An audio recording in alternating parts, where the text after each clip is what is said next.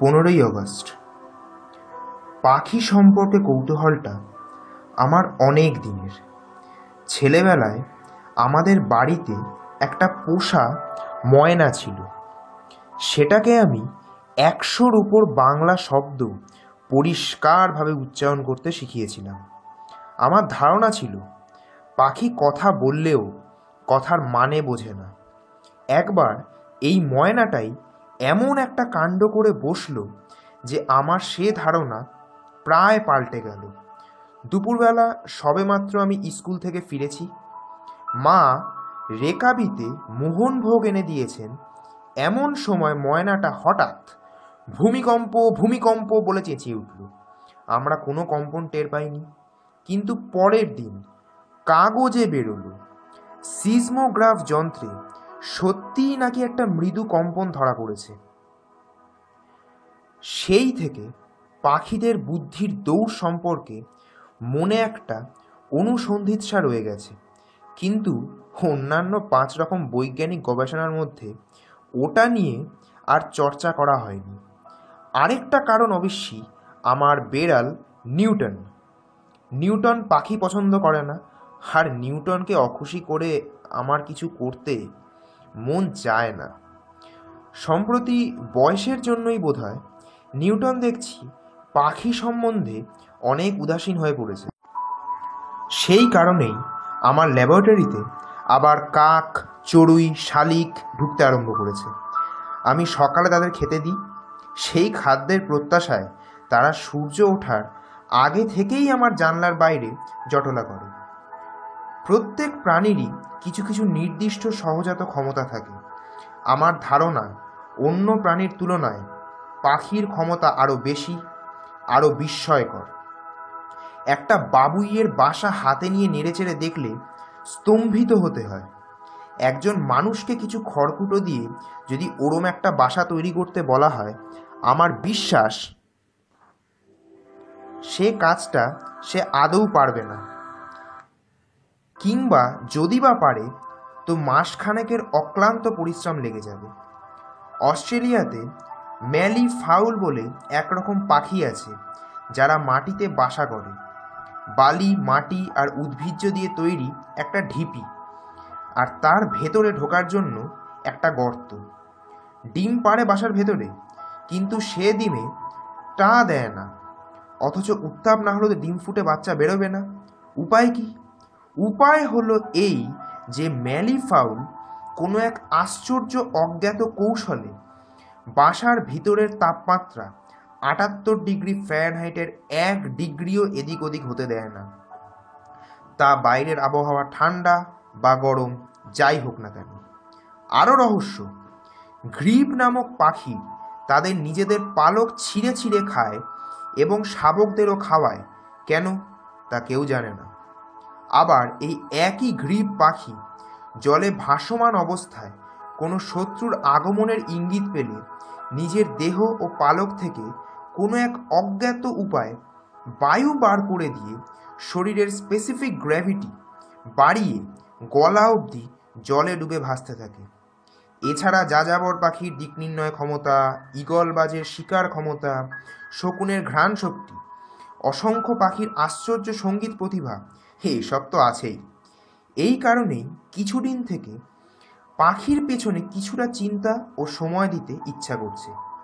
তার সহজাত বুদ্ধির বাইরে তাকে কত দূর পর্যন্ত নতুন জিনিস শেখানো যায়, মানুষের জ্ঞান, মানুষের বুদ্ধি তার মধ্যে সঞ্চার করা যায় কি? এমন যন্ত্র কি তৈরি করা সম্ভব যার সাহায্যে এটা হতে পারে? 20শে সেপ্টেম্বর। আমার পাখি পড়ানো যন্ত্র নিয়ে কাজ চলেছে। আমি সহজ পথে বিশ্বাসী। আমার যন্ত্র তাই হবে জলের মতো সহজ। 2টি অংশে হবে এই যন্ত্র। একটি হবে খাঁচার মতো, পাখি থাকবে সেই খাঁচার মধ্যে। খাঁচার সঙ্গে বৈদ্যুতিক যোগ থাকবে দ্বিতীয় অংশের। এই অংশটি থেকে জ্ঞান ও বুদ্ধি চালিত হবে পাখির মস্তিষ্কে। এই 1 মাস আমার ল্যাবরেটরিতে জানলা দিয়ে খাদ্যের লোভে যেসব পাখি এসে ঢুকেছে সেগুলোকে আমি খুব মনোযোগ দিয়ে স্টাডি করেছি। কাক, চড়ুই, শালিক ছাড়া পায়রা, ঘুঘু, টিয়া, বুলবুলি ইত্যাদিও মাঝে মাঝে আসে। সব পাখির মধ্যে একটি বিশেষ পাখি বিশেষভাবে আমার দৃষ্টি আকর্ষণ করেছে। সেটা একটা কাক। দাঁড় কাক নয়, সাধারণ কাক। কাকটা আমার চেনা হয়ে গেছে। ডান চোখের নিচে একটা সাদা ফুটকি আছে, সেটা থেকে তো চেনা যায়। তাছাড়া হাবভাব ও অন্যান্য কাকের চেয়ে বেশ একটু অন্য রকম। ঠোঁটে পেন্সিল নিয়ে টেবিলের উপর আঁচড় কাটতে আর কোনো পাখিকে আমি দেখিনি। কালকে তো একটা ব্যাপারে রীতিমতো হকচকিয়ে গেছি। আমি আমার যন্ত্র তৈরির কাজ করছি, এমন সময় একটা খচখচ শব্দ পেয়ে ঘাড় ফিরিয়ে দেখি কাকটা একটা আধ খোলা দেশলাইয়ের বাক্স থেকে ঠোঁট দিয়ে একটা কাঠি বার করে তার মাথাটা বাক্সের পাশটায় ঘষছে। আমি বাধ্য হয়ে হুস হুস শব্দ করে কাকটাকে নিরস্ত করলাম।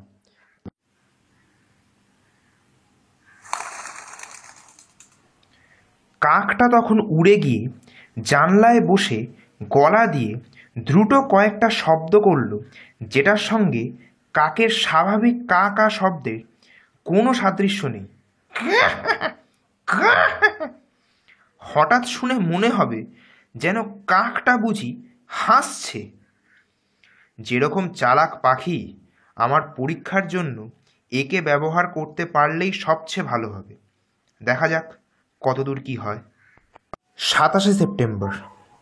আমার অর্নিথন যন্ত্র আজ তৈরি শেষ হলো। কাকটা সকালেই আমার ঘরে ঢুকে পাউরুটি খেয়ে এ জানলা ও জানলা লাফিয়ে বেড়াচ্ছিল।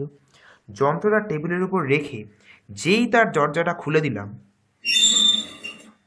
অমনি কাক দিব্যি লাফাতে লাফাতে এসে তার ভেতরে ঢুকে পড়ল।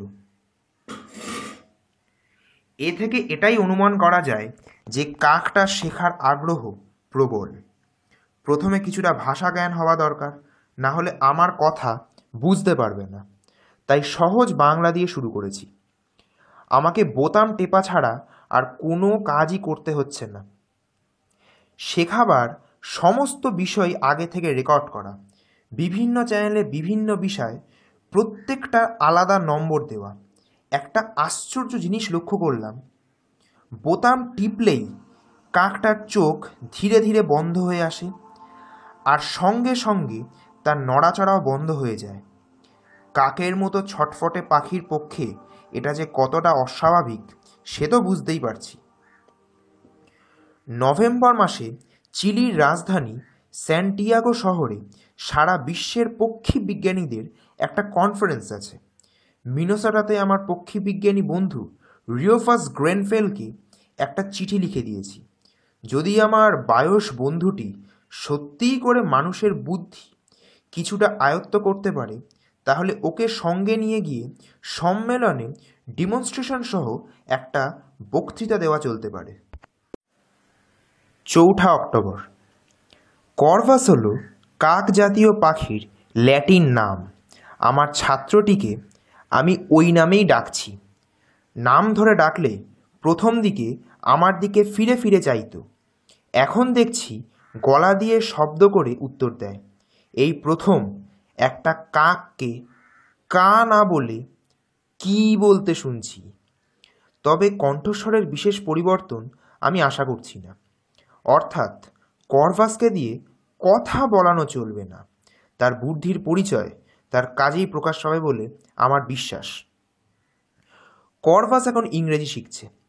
বাইরে গিয়ে ডেমনস্ট্রেশন দিতে গেলে এই ভাষাটার প্রয়োজন হবে। ওর ট্রেনিংয়ের সময় হলো সকাল 8টা থেকে 9টা। দিনের বেলা বাকি সময়টা ও আমার ঘরের আশেপাশেই ঘোরাফেরা করে। সন্ধে হলে এখন ও রোজই চলে যায় আমার বাগানের উত্তর পশ্চিম কোণের আম গাছটায়। নিউটন দেখছি কর্ভাসকে দিব্যি মেনে নিয়েছে। আজকে যে ঘটনাটা ঘটল তারপরে সম্পর্কটা বন্ধুত্বে পরিণত হলেও আশ্চর্য হব না। ব্যাপারটা ঘটল দুপুরে। নিউটন আমার আরাম কেদারাটার পাশে কুণ্ডলি পাকিয়ে শুয়ে আছে। কর্ভাস কোথায় যেন উধাও।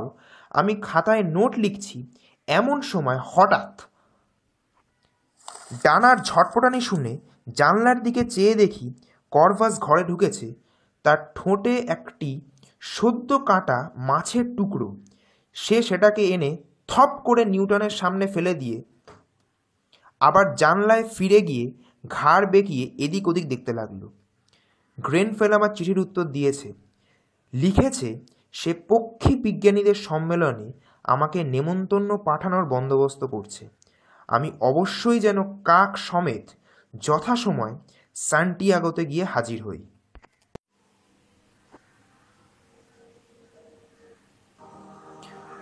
20 অক্টোবর। 2 সপ্তাহে অভাবনীয় প্রোগ্রেস। করভাস ঠোঁটে পেন্সিল নিয়ে ইংরেজি কথা আর সংখ্যা লিখছে। কাগজটাকে টেবিলের উপর ফেলে দিতে হয়। করভাস তার উপর দাঁড়িয়ে লেখে। ওর নিজের নাম ইংরেজিতে লিখল, CORVUS, করভাস। সহজ যোগ বিয়োগ করতে পারছে, ইংল্যান্ডের রাজধানী কি জিজ্ঞেস করলে লিখতে পারছে, আমার পদবি লিখতে পারছে। 3 দিন আগে মাস বার তারিখ শিখিয়ে দিয়েছিলাম। আজ কি বার জিজ্ঞেস করাতে পরিষ্কার অক্ষরে লিখল FRIDAY, ফ্রাইডে। করভাসের খাবার ব্যাপারেও বুদ্ধির পরিচয় পেয়েছি। আজ একটি পাত্রে রুটি টোস্টের টুকরো আর একটাতে খানিকটা পেয়ারার জেলি ওর সামনে রেখেছিলাম। ও রুটির টুকরোগুলো মুখে পড়ার আগে প্রতিবারই ঠোঁট দিয়ে খানিকটা জেলি মাখিয়ে নিচ্ছিল। 22 অক্টোবর। করভাস যে এখন সাধারণ কাকের থেকে নিজেকে আলাদা রাখতে চায় তার স্পষ্ট প্রমাণ আজকে পেলাম। আজ দুপুরে হঠাৎ খুব বৃষ্টি হলো, সঙ্গে বিদ্যুৎ ও বজ্রপাত। 3টে নাগাদ একটা কান ফাটানো বাজ পড়ার শব্দ শুনে জানলার কাছে গিয়ে দেখি আমার বাগানের বাইরে শিমুল গাছটা থেকে ধোঁয়া বেরোচ্ছে। বিকেলে বৃষ্টি থামার পর প্রচণ্ড কাকের কোলাহল। এ তল্লাটে যত কাক আছে সব ওই মরা গাছটায় জড়ো হয়ে হল্লা করছে। আমার চাকর প্রহ্লাদকে ব্যাপারটা দেখতে পাঠালাম। সে ফিরে এসে বলল, বাবু, এরা কাক মরে পড়ে আছে গাছটার নিচে, তাই তো চিল্লাচিল্লি। বুঝলাম বাজ পড়ার ফলেই কাকটার মৃত্যু হয়েছে।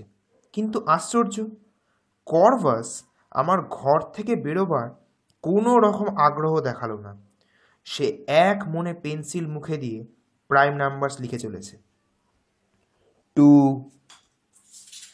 3, 5, 7, 11, 13। 7ই নভেম্বর। করভাসকে এখন সদর্পে বৈজ্ঞানিক মহলে উপস্থিত করা চলে।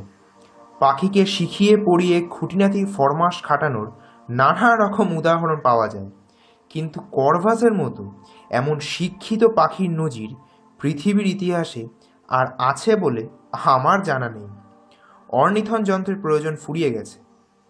অঙ্ক, জ্যামিতি, ইতিহাস, ভূগোল, পদার্থবিজ্ঞান, রসায়ন ইত্যাদি সব বিষয়ে যেসব প্রশ্নের উত্তর সংখ্যার সাহায্যে বা অল্প কয়েকটি শব্দের সাহায্যে দেওয়া যায়, করভাস তা শিখে নিয়েছে। সঙ্গে সঙ্গে ওর মধ্যে যে জিনিসটা প্রায় আপনা থেকে জেগে উঠেছে সেটাকে বলা চলে মানবসুলভ বুদ্ধি বা হিউম্যান ইন্টেলিজেন্স, যেটার সঙ্গে পাখির কোনো সম্পর্ক নেই। উদাহরণস্বরূপ একটা ঘটনার কথা উল্লেখ করা যেতে পারে। সান্টিয়াগো যাব বলে আজ সকালে আমার স্যুটকেস গোছাচ্ছিলাম। গোছানো শেষ হলে পর বাক্সের ঢাকনা বন্ধ করে পাশে ফিরে দেখি করভাস স্যুটকেসের চাবিটা ঠোঁটে নিয়ে চুপটি করে দাঁড়িয়ে আছে। কাল গ্রেনফেলের আরেকটা চিঠি পেয়েছি। ও সান্টিয়াগো পৌঁছে গেছে। পক্ষী বিজ্ঞানী সম্মেলনের কর্তৃপক্ষ আমার আসার পথ চেয়ে আছে। এত আগে এইসব সম্মেলনে কেবল পাখি নিয়েই বক্তৃতাই হয়েছে। জ্যান্ত পাখির সাহায্যে উদাহরণ সমেত কোনো বক্তৃতা কখনো হয়নি। গত 2 মাসের গবেষণার ফলে পাখির মস্তিষ্কের বিষয় আমি যে দুর্লভ জ্ঞান সঞ্চয় করেছি সে সম্বন্ধে একটা প্রবন্ধ লিখছি। সেটাই সম্মেলনে হবে আমার পেপার। প্রতিবাদীর মুখ বন্ধ করার জন্য সঙ্গে থাকবে কর্ভাস। 10ই নভেম্বর, দক্ষিণ আমেরিকা যাওয়ার পথে প্লেনে বসে এই ডায়েরি লিখছি। একটি মাত্র ঘটনায় লেখার আছে, বাড়ি থেকে যখন রওনা হব তখন কর্ভাস হঠাৎ দেখি তার খাঁচা থেকে বার হওয়ার জন্যে ভারী ছটফট আরম্ভ করেছে। কি ব্যাপার বুঝতে না পেরে খাঁচার দরজা খুলে দিতেই সে শটান উড়ে গিয়ে আমার রাইটিং টেবিলে বসে ঠোঁট দিয়ে উপরের দেরাজটায় ভীষণ ব্যস্তভাবে টোকা মারতে আরম্ভ করলো। দেরাজ খুলে দেখি আমার পাসপোর্টটা তার মধ্যে রয়ে গেছে। কর্ভাসের জন্য একটা নতুন ধরনের খাঁচা বানিয়ে নিয়েছি। যে আবহাওয়া কর্ভাসের পক্ষে সবচেয়ে আরামদায়ক, খাঁচার ভিতর কৃত্রিম উপায়ে সেই আবহাওয়া বজায় রাখার ব্যবস্থা করেছি। খাবারের জন্য কাকের পক্ষে পুষ্টিকর ভিটামিন দিয়ে হোমিওপ্যাথিক বড়ির মতো মুখরোচক বড়ি তৈরি করে নিয়েছি। প্লেনের যাত্রীদের মধ্যে কেউই বোধহয় এর আগে কখনো পোষা কাক দেখেনি। কর্ভাস তাই সকলেরই কৌতূহল উদ্রেক করছে। তবে আমি আমার কাকের বিশেষত্ব সম্পর্কে কাউকে কিছুই বলিনি। ব্যাপারটা গোপন রাখতে চাই অনুমান করেই বোধহয় কর্ভাসও সাধারণ কাকের মতোই ব্যবহার করছে।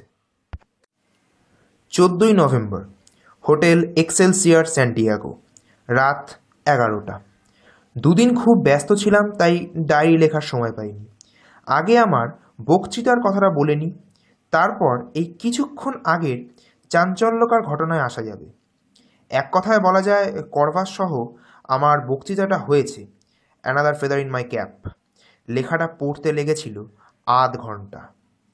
তারপর কর্ভাসকে নিয়ে ডেমনস্ট্রেশন চলল 1 ঘন্টার উপর। আমি মঞ্চে উঠেই কর্ভাসকে খাঁচা থেকে বার করে টেবিলের উপর ছেড়ে দিয়েছিলাম। প্রকাণ্ড লম্বা মেহগানি টেবিল, তার পেছনে লাইন করে সম্মেলনের কর্তৃপক্ষেরা বসে রয়েছেন। আমি এক পাশে দাঁড়িয়ে মাইক্রোফোনে আমার প্রবন্ধ পড়ছি। পড়া যতক্ষণ চলল ততক্ষণ কর্ভাস এক পাও নড়েনি। তার এক পাশে ঘাড় কাত করার ভঙ্গি ও মাঝে মাঝে মাথা উপর নিচ করা থেকে মনে হচ্ছিল সে গভীর মনোযোগ দিয়ে আমার কথা শুনছে এবং কথা বুঝতেও পারছে।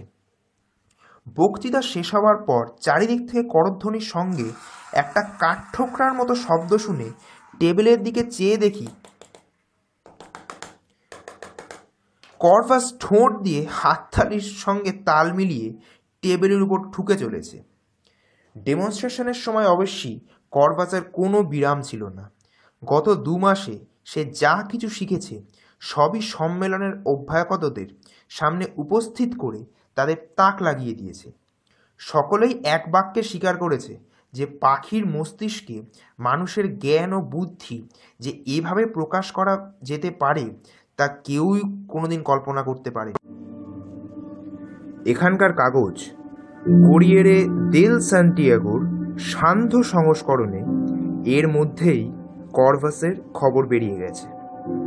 শুধু বেরিয়েছে নয়, প্রথম পাতার প্রধান খবর হিসেবে বেরিয়েছে। আর তার সঙ্গে বেরিয়েছে পেন্সিল মুখে কর্ভাসের একটা ছবি। মিটিংয়ের পর গ্রেনফেল ও সম্মেলনের চেয়ারম্যান সিনিয়র কোভারোবিয়াসের সঙ্গে সান্টিয়াগো শহর দেখতে বেরিয়েছিলাম। জনবহুল মনোরম আধুনিক শহর। পূব দিকে অ্যান্ডিজ পর্বতশ্রেণী, চিলি ও আর্জেন্টিনার মধ্যে প্রাচীরের মতো দাঁড়িয়ে আছে। ঘণ্টাখানেক ঘোরার পর কোভারোবিয়াস বললেন, সম্মেলনের প্রোগ্রামে দেখে থাকবি অতিথিদের জন্যে আমরা নানা রকম আমোদ প্রমোদের আয়োজন করেছি।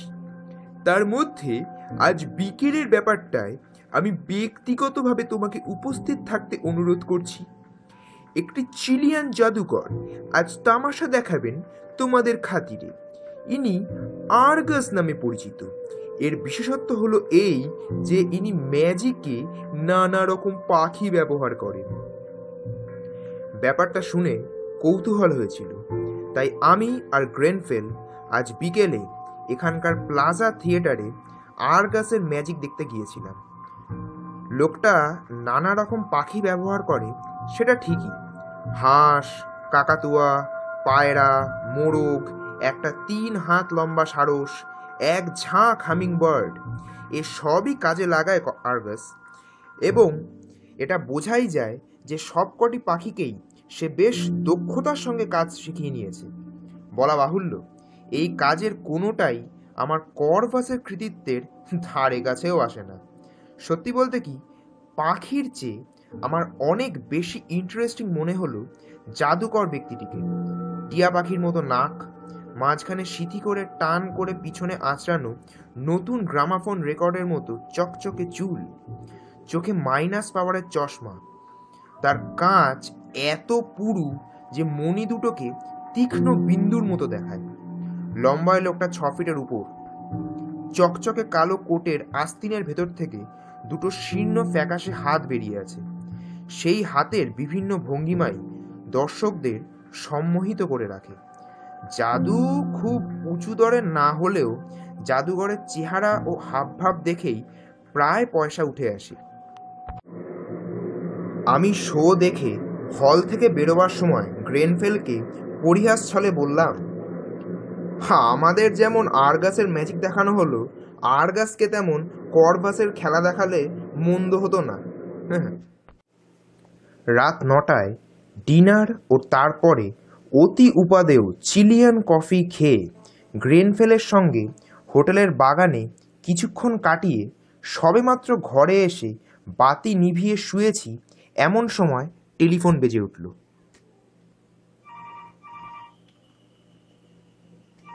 আমি একটু অবাক হয়েই অন্ধকারে রিসিভারটা তুলে কানে দিলাম।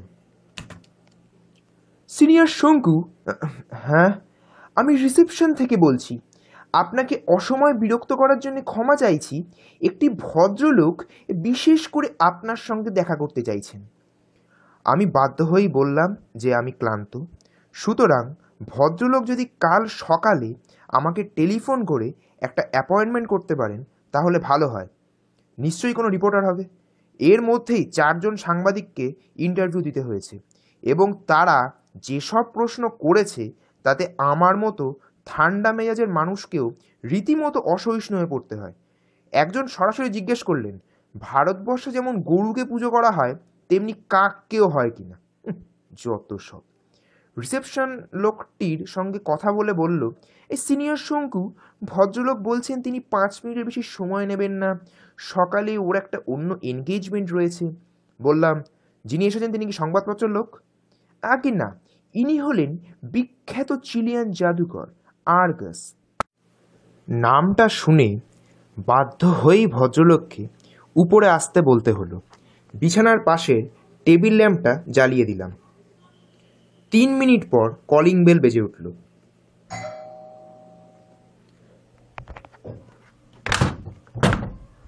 দরজা খুলে যাকে সামনে দেখলাম তাকে স্টেজে 6 ফুট বলে মনে হয়েছিল। এখন বুঝলাম তিনি 6.5 ফুটেরও বেশি লম্বা। সত্যি বলতে কি, এত লম্বা মানুষ এর আগে আমি কখনো দেখিনি। বিলিতি কায়দায় সামনের দিকে ঝুঁকে পড়ে নমস্কার জানাবার সময়ও তিনি আমার চেয়ে প্রায় 6 ইঞ্চি লম্বা রয়ে গেলেন। ভদ্রলোককে ঘরে আসতে বললাম। স্টেজের পোশাক ছেড়ে জাদুঘর এখন সাধারণ স্যুট পরে এসেছেন, তবে এ স্যুটের রঙও কালো। ঘরে ঢোকার পর লক্ষ্য করলাম কোটের পকেটে কোরিয়ারের দেল স্যান্টিয়াগোর সান্ধ্য সংস্করণ।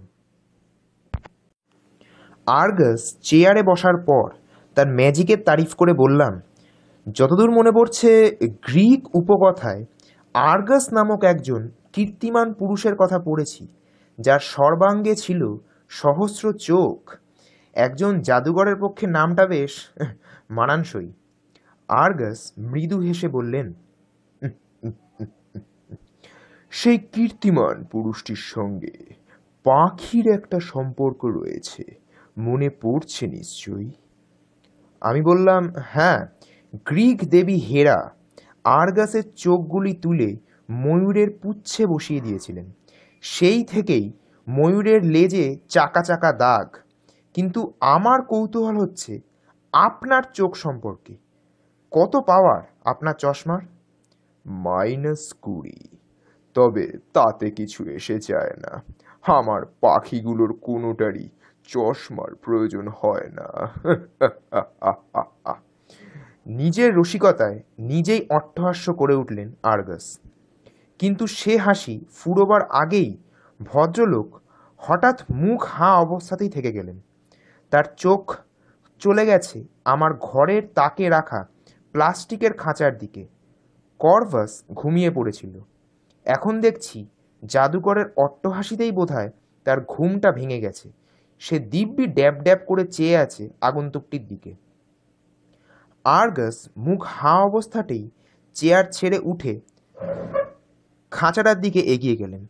তারপর মিনিটখানেক ধরে কর্ভাসের দিকে চেয়ে বললেন, আজ সন্ধ্যায় কাগজে এর বিষয় পড়ে অবধি আপনার সঙ্গে দেখা করার জন্য উদগ্রীব হয়ে আছি। আপনার বক্তৃতা শোনার সৌভাগ্য আমার হয়নি। আমি পক্ষী বিজ্ঞানী নই, কিন্তু আমিও পাখিদের শিক্ষা দিয়ে থাকি। ভদ্রলোক চিন্তিতভাবে ফিরে এসে চেয়ারে বসলেন। তারপর বললেন, বেশ বুঝতে পারছি আপনি ক্লান্ত, কিন্তু তাও অনুরোধ করছি, যদি আপনার এই পাখিটিকে একবার খাঁচা থেকে বার করতে পারেন, একবার যদি ওর বুদ্ধির একটু নমুনা। আমি বললাম, শুধু আমিই ক্লান্ত নই, আমার পাখিও ক্লান্ত। আমার খাঁচার দরজা খুলে দিচ্ছি, বাকিটা নির্ভর করবে আমার পাখির মেজাজের ওপর। আমি ওকে ওর ইচ্ছার বিরুদ্ধে কিচ্ছু করাতে চাই না। বেশ তো, তাই হোক। খাঁচার দরজা খুলে দিলাম।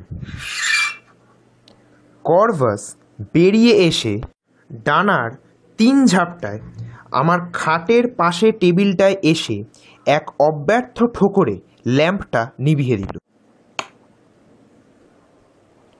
ঘর এখন অন্ধকার। জানলা দিয়ে রাস্তার উল্টো দিকে হোটেল মেট্রোপলিসের জলা নেভা সবুজ নিয়নের ফিকে আলো ঘরে প্রবেশ করছে। আমি চুপ। কর্ভাস ডানা ঝটপটিয়ে ফিরে গিয়ে খাঁচায় ঢুকে ঠোঁট দিয়ে টেনে দরজা বন্ধ করে দিল।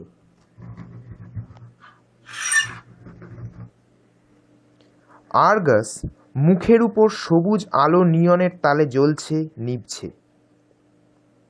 তার সোনার চশমার পুরু কাঁচের ভিতরে সাপের মতো চোখ সবুজ আলোয় আরও বেশি সাপের মতো মনে হচ্ছে। বেশ বুঝতে পারছি সে অবাক, হতভম্ব। বেশ বুঝতে পারছি কর্ভাস ঘরের বাতি নিভিয়ে তার মনের যে ভাবটা প্রকাশ করল, সেটা আর্গাসের বুঝতে বাকি নেই। কর্ভাস এখন বিশ্রাম চাইছে। সে চায় না ঘরে আলো জ্বলে। সে অন্ধকার চায়, অন্ধকারে ঘুমোতে চায়। আর আর্গাস তার সরু গোঁফের নিচে ঠোঁটের ফাঁক দিয়ে একটা ফিসফিসে শব্দ উচ্চারিত করল, ম্যানিফিকো, অর্থাৎ চমকপ্রদ, অসামান্য। সে তার হাত দুটো যেন তালির ভঙ্গিতে থুতনির সামনে এনে জড়ো করেছে। লক্ষ্য করলাম তার নখগুলো অস্বাভাবিক রকম লম্বা ও চকচকে। বুঝলাম সে নখে নেল পালিশ মেখেছে, রুপোলি পালিশ। তার ফলে মঞ্চে স্পটলাইটের আঙুলের খেলা জমে ভালো। সেই রুপোলি নখে এখন বারবার বাইরের সবুজ নিয়নের আলো প্রতিফলিত হচ্ছে। I want that crow. ফিসফিসে শুকনো গলায় ইংরেজিতে আর্গাসের কথা এলো। এতক্ষণ সে স্প্যানিশ ভাষায় কথা বলছিল আমার সঙ্গে। কথাগুলো লিখতে গিয়ে বুঝতে পারছি তাতে একটা নগ্ন নির্লজ্জ লোভের ইঙ্গিত এসে পড়ছে, কিন্তু আসলে আর্গাসের কণ্ঠস্বরে ছিল অনুনয়। I want that crow. আবার বলল আর্গাস। আমি চুপ করে তাকিয়ে তার দিকে চেয়ে রইলাম। এখন কিছু বলার দরকার নেই। আরও কি বলতে চায় লোকটা, দেখা যাক। আর্গাস এতক্ষণ জানলার দিকে চেয়েছিল, এবার সে আমার দিকে দৃষ্টি ফেরালো। ভারী অদ্ভুত লাগছিল এই অন্ধকার আর সবুজ আলোর খেলা। এও যেন একটা ভেলকি। লোকটা এই আছে, এই নেই। আর্গাস লম্বা আঙুলগুলো নাড়াচাড়া করল। সেগুলো এখন তার নিজের দিকে ইঙ্গিত করছে। আমাকে দেখো প্রফেসর, আমি আর্গাস। আমি বিশ্বের সেরা জাদুকর।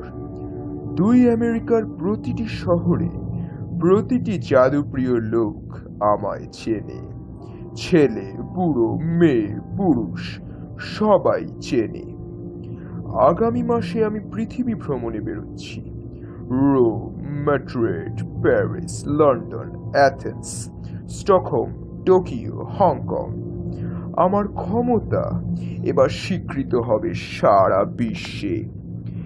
কিন্তু আমার চমকপ্রদ ম্যাজিক আরো সহস্র গুণের বেশি চমকপ্রদ হবে। কিসে জানো? If I get that crow, that Indian crow. ওই পাখি আমার চাই প্রফেসর, ওই পাখি আমার চাই, আমার চাই, আমার চাই। আর্গাস তার ফিসফিসে কথার সঙ্গে সঙ্গে তার হাতটা আমার চোখের সামনে নাড়ছে, আঙুলগুলোকে সাপের ফণার মতো দোলাচ্ছে, নখগুলো সবুজ আলোয় চকচক করছে। আমি মনে মনে হাসলাম। আমার জায়গায় অন্য যে কোনো লোক হলে আর্গাসের কার্যসিদ্ধি হতো, অর্থাৎ সে লোক হিপনোটাইজড হতো। সেই সুযোগে খাঁচার পাখিও আর্গাসের হস্তগত হতো। আমাকে হিপনোটাইজ করা যে সহজ নয় সেটা আমার কথা থেকেই বোধহয় জাদুঘর বুঝতে পারল। মিস্টার আর্গাস, আপনি বৃথা বাক্য ব্যয় করছেন, আর আমাকে সম্মোহিত করার চেষ্টাও বৃথা। আপনার অনুরোধ রক্ষা করা আমার পক্ষে সম্ভব নয়। করভাস শুধু আমার ছাত্রই নয়, সে আমার সন্তানের মতো, সে আমার বন্ধু, আমার অক্লান্ত পরিশ্রম ও গবেষণার প্রফেসর। আর্গাসের কণ্ঠস্বর আগের চেয়ে অনেক তীব্র, কিন্তু পরক্ষণেই সে আবার গলা নামিয়ে বলে চলল, প্রফেসর, তুমি কি জানো যে আমি ক্রোড়পতি? শহরের পূর্ব প্রান্তে আমার একটা 50 কামরা বিশিষ্ট প্রাসাদ রয়েছে। সেটা কি তুমি জানো? আমার বাড়িতে 26 জন চাকর, আমার 4টে ক্যাডিলাক গাড়ি। এসব কি তুমি জানো? খরচের তোয়াক্কা করি না আমি প্রফেসর। ওই পাখির জন্য আমি আজই, এক্ষুনি 10,000 এস্কুডো দিতে রাজি আছি। 10,000 এস্কুডো মানে প্রায় 15,000 টাকা। আর্গাস জানে না যে সে যেমন খরচের তোয়াক্কা করে না, আমি তেমনি টাকা জিনিসটারই তোয়াক্কা করি না। সে কথাটা তাকে বললাম। আর্গাস এবার একটা শেষ চেষ্টা করল। তুমি তো ভারতীয়, তুমি কি অলৌকিক যোগাযোগে বিশ্বাস করো না? ভেবে দেখো, আর্গাস, করভাস, ওই কাকের নামকরণ হয়েছে আমারই জন্যে। সেটা কি তুমি বুঝতে পারছো না প্রফেসর? আমি আর ধৈর্য রাখতে পারলাম না, চেয়ার ছেড়ে উঠে পড়ে বসলাম। মিস্টার আর্গাস, তোমার গাড়ি, বাড়ি, খ্যাতি, অর্থ নিয়ে তুমি থাকো। করভাস আমার কাছেই থাকবে। ওর শিক্ষা এখনো শেষ হয়নি। ওকে নিয়ে আমার এখনো অনেক কাজ বাকি।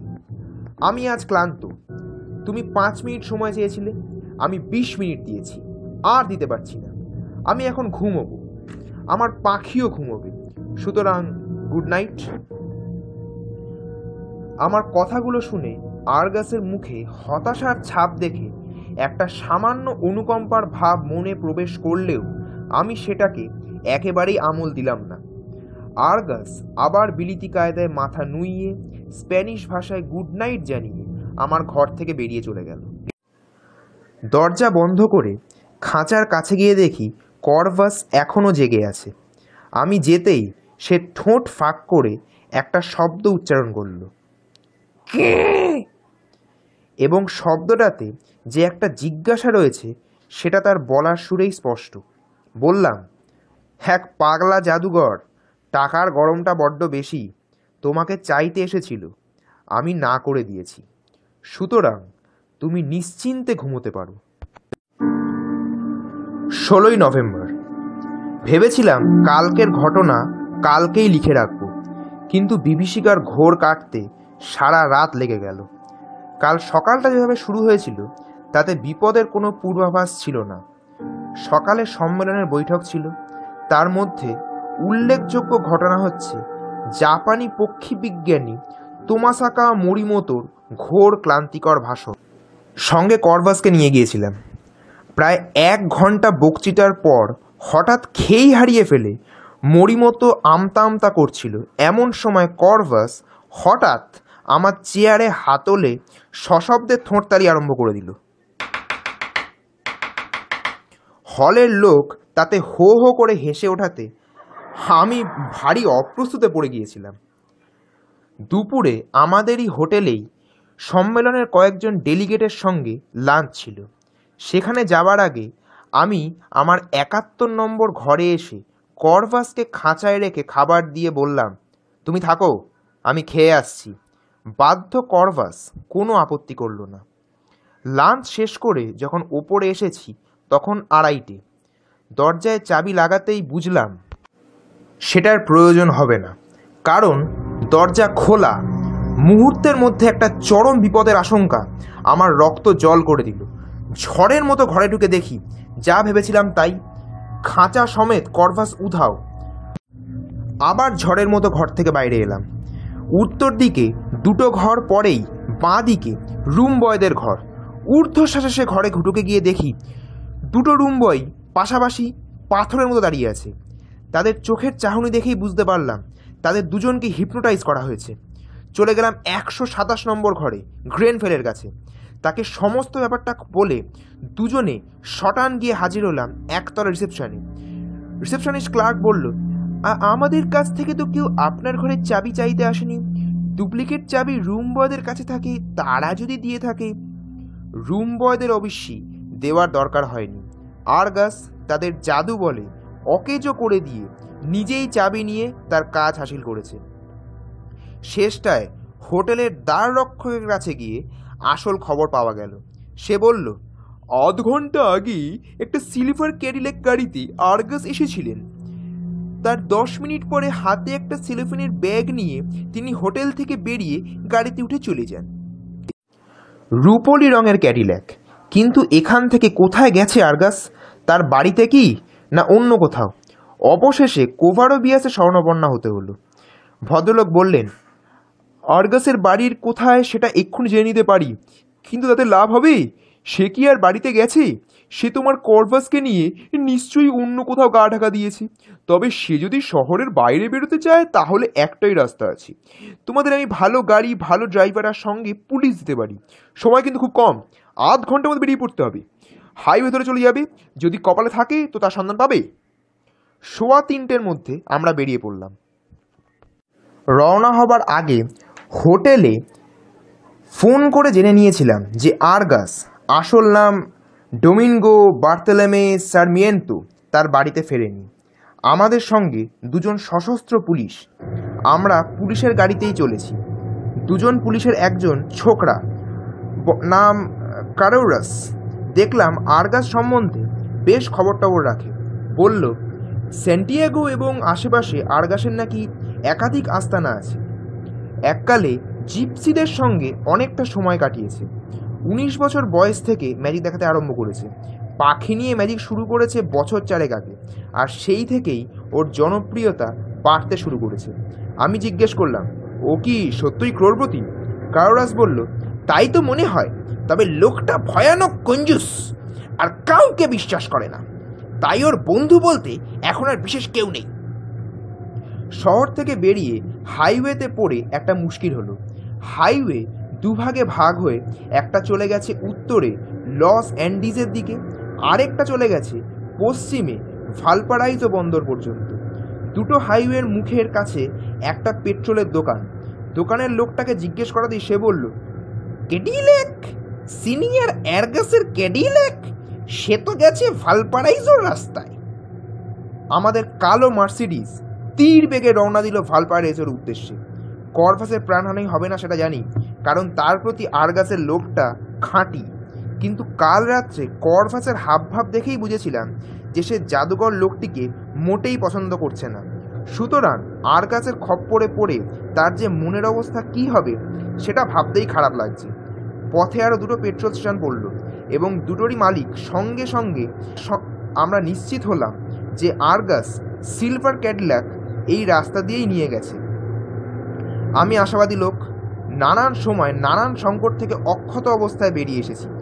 আজ পর্যন্ত আমার কোনো অভিযানই ব্যর্থ হয়নি, কিন্তু আমার পাশে গ্রেনফেল ঘন ঘন মাথা নাড়ছে আর বলছে, এই ভুলে যেও না শঙ্কু, তুমি একজন অত্যন্ত ধূর্ত লোকের সঙ্গে প্রতিদ্বন্দ্বিতায় নেমেছো। তোমার করভাসকে যে এখন একবার হাতে পেয়েছে, তখন সে পাখি তুমি সহজে ফিরে পাবে না, এটা জেনে রেখো। কারোরাস বলল, সিনিয়র আর্গাসের সঙ্গে কিন্তু অস্ত্র থাকা সম্ভব না। এককালে তার অনেক ম্যাজিক তাকে আসল রিভলভার ব্যবহার করতে দেখেছি। হাইওয়ে ক্রমে ঢালু নামছে। স্যান্টিয়াগো 1600 ফিট থেকে এখন আমরা 1000-এ নেমে এসেছি। পিছনে দূরে পর্বতশ্রেণী ক্রমে ঝাপসা হয়ে মিলিয়ে আসছে। 40 মাইল পথ এসেছি, আরও 40 মাইল গেলে ভালপারাইজো। গ্রেনফেলের বেজার মুখ আমার আশার প্রাচীরে বারবার আঘাত করে তাকে টলিয়ে দিচ্ছে। হাইওয়েতে কিছু না পেলে শহরে গিয়ে পড়তে হবে, তখন আর্গাসের অনুসন্ধান আরও সহস্রগুণ বেশি কঠিন হয়ে পড়বে।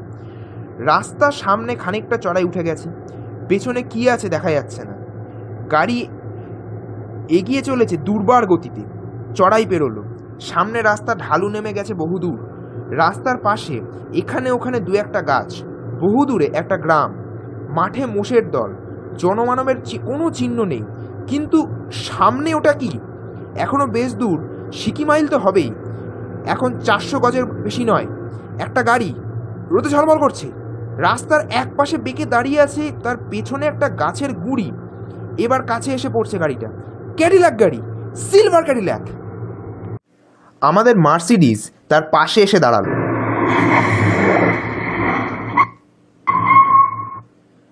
গাড়িটা কেন থেমে আছে তার কারণটা এবার বুঝলাম। রাস্তার এক পাশে ছিটকে গিয়ে সেটা একটা গাছের গুঁড়িতে মেরেছে ধাক্কা। গাড়ির সামনের অংশ গেছে থেঁতলে। কারোরাস বলল, সিনিয়র আর্গাসের গাড়ি। এছাড়া আরেকটা সিলভার ক্যাডিল্যাক আছে স্যান্টিয়াগোতে, ব্যাংকার সিনিয়র গালদামাসের গাড়ি, কিন্তু এটা নম্বর আমার চেনা। গাড়ি তো রয়েছে, কিন্তু আর্গাস কোথায়? আর আমার করভাসই বা কোথায়? ড্রাইভারের পাশের সিটে ওটা কি? জানলা দিয়ে মুখ ঢুকিয়ে দেখলাম সেটা করভাসের খাঁচা। দরজার চাবি আমারই তৈরি, আর সেটা রয়েছে আমারই পকেটে। আজ দুপুরে দরজায় চাবি দিইনি, শুধু ছিটকিনিটাই লাগানো। করভাস খাঁচা থেকে নিজেই বেরিয়েছে সন্দেহ নেই, কিন্তু তারপরে হঠাৎ একটা চিৎকার কানে এলো, দূর থেকে মানুষের গলা। কারোরাস ও অন্যান্য পুলিশ বন্দুক উঁচিয়ে তৈরি। আমাদের ড্রাইভার দেখলাম ভীতু লোক, সে মাটিতে হাঁটু গেড়ে বসে মেরি মাতার নাম জপ করতে শুরু করেছে। গ্রেনফেল ফিসফিস করে বলল, ম্যাজিশিয়ান যাত্রা আমার বড্ড আনকমফোর্টেবল ফিল করে তোলে। আমি বললাম, তুমি বরং আমাদের গাড়ির ভেতরে গিয়ে বসো। চিৎকারটা আমাদের দিকে এগিয়ে আসছে, রাস্তার বাঁ দিক থেকে। কিছু দূরে কতগুলো ঝোপঝাড়, দু একটা বড় বড় গাছও রয়েছে। সেই দিক থেকেই আসছে চিৎকারটা, করভাস, করভাস। কাল রাত্রে ফিসফিসে গলা শুনেছি, তাই চিনতে দেরি হলো। এ গলা আর্গাসের। অকথ্য অশ্রাব্য স্প্যানিশে সে গালাগালি দিয়ে চলেছে, করভাস, করভাস। কার উদ্দেশ্যে? ডেভিল বা শয়তানের স্প্যানিশ প্রতিশব্দটা বার কয়েক কানে এলো, আর তার সঙ্গে করভাসের নামটা। কোথায় গেল সে শয়তান পাখি? Corvus, Corvus. মূর্খ পাখি, শয়তান পাখি, নরকবাস আছে তোর কপালে, নরকবাস। আর্গাসের কথা আচমকা থেমে গেল, কারণ সে আমাদের দেখতে পেয়েছে। আমরাও দেখতে পাচ্ছি তাকে। তার দু হাতে দুটো রিভলভার। 100 হাত দূরে একটা ঝোপড়ার পেছনে দাঁড়িয়ে রয়েছে সে। কারোরাস হুঙ্কার দিয়ে উঠল, সিনিয়র আর্গাস, তোমার অস্ত্র নামাও, নইলে। একটা কর্ণপটাহ বিদারক শব্দে আমাদের মার্সিডিজের দরজায় একটা রিভলভারের গুলি এসে লাগলো। তারপর আরও 3টে গুলির শব্দ।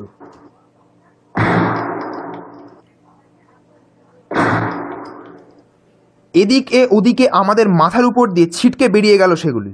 কারোরাস দৃপ্ত কণ্ঠে চেঁচিয়ে উঠল, সিনিয়র আর্গাস, আমাদের কাছে বন্দুক রয়েছে, আমরা পুলিশ। আপনি যদি রিভলভার না ফেলে দেন, তবে আমরা আপনাকে জখম করতে বাধ্য হব। জখম? আর্গাস শুকনো গলায় আর্তনাদ করল, তোমরা পুলিশ? আমি যে কিছুই দেখতে পাচ্ছি না। আর্গাস এখন 25 হাতের মধ্যে। এইবার বুঝলাম তার দশাটা। তার চশমাটি খোয়াতে সে প্রায় অন্ধের সামিল হয়ে পড়ে যত্রতত্র গুলি চালিয়েছে। আর্গাস হাতের অস্ত্র ফেলে দিয়ে হোঁচট খেতে খেতে এগিয়ে এলো। কারোরাস ও অন্য পুলিশটি তার দিকে এগিয়ে গেল। আমি জানি এর সংকটে আর্গাসের কোনো ভেলকিই কাজ করবে না। তার অবস্থা অত্যন্ত শোচনীয়। কারোরাস এগিয়ে গিয়ে মাটি থেকে রিভল দুটো তুলে নিল। আর্গাস তখন বলছে, সে পাখি উধাও হয়ে গেল। দ্যাট ইন্ডিয়ান ক্রো, শয়তান পাখি, কিন্তু কি অসামান্য তার বুদ্ধি। গ্রেনফেল কিছুক্ষণ থেকে ফিসফিস করে কি যেন একটা বলতে চেষ্টা করলো। এবারে তার কথা বুঝতে পারলাম। শঙ্কু, দ্যাট বার্ড ইজ হিয়ার। কিরকম? কোথায় কর্ভাস? আমি তো দেখতে পাচ্ছি না তাকে। গ্রেনফেল রাস্তার উল্টো দিকে ন্যাড়া অ্যাকাসিয়া গাছটার মাথার দিকে আঙুল দেখালো। উপরে চেয়ে দেখলাম, সত্যিই তো আমার বন্ধু, আমার শিষ্য, আমার প্রিয় কর্ভাস গাছটার সবচেয়ে উঁচু ডালে বসে নিশ্চিন্তভাবে আমাদের দিকে ঘাড় নিচু করে দেখছে। তাকে হাতছানা দিয়ে ডাকতেই সে অক্লেশে গোদ খাওয়া ঘুড়ির মতো গাছের মাথা থেকে নেমে এসে বসলো আমাদের মার্সিডিজের ছাদের ওপর। তারপর অতি সন্তর্পণে, যেন জিনিসটার মূল্য সে ভালোভাবেই জানে, তার ঠোঁট থেকে তার সামনেই নামিয়ে রাখলো আর্গাসের -20 পাওয়ারের সোনার চশমাটা।